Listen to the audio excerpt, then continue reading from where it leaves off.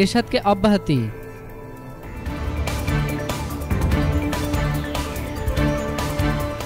প্রধানমন্ত্রী শেখ হাসিনার বিশেষ দূত পদ থেকে জাতীয় পার্টির চেয়ারম্যান হোসাইন মোহাম্মদ এরশাদকে অব্যাহতি দিয়ে প্রজ্ঞাপন জারি করেছে মন্ত্রিপরিষদ বিভাগ।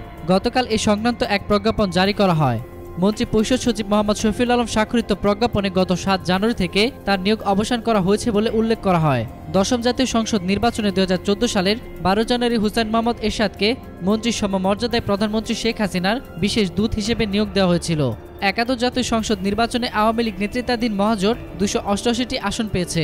এর মধ্যে আওয়ামী লীগ পেয়েছে ২৫৭টি, জাতীয় পেয়েছে ২২টি, ওয়ার্কার্স পার্টি ২টি, জাসদ ৩টি, বিকল্প ধারা ২টি, তরিকত ফেডারেশন ১টি, জাতীয় পার্টি মঞ্জু ১টি আসন পেয়েছে।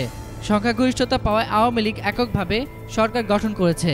৩০০ আসনে একইভাবে নির্বাচন করতে চাইলেও মহাজোটের সঙ্গে জাতীয় পার্টি ভোটে যায়। অনেক জায়গায় নৌকা প্রতীকে লড়েছেন দলটির প্রার্থীরা। নির্বাচনের পর দলটির চেয়ারম্যান হোসাইন মোহাম্মদ এরশাদ ঘোষণা দেন তারা মন্ত্রিসভায় যাবেন না, বিরোধী দলের ভূমিকায় থাকবেন। এতক্ষণ ফ্রিকি নিউজের সঙ্গে থাকার জন্য আপনাদের সবাইকে ধন্যবাদ।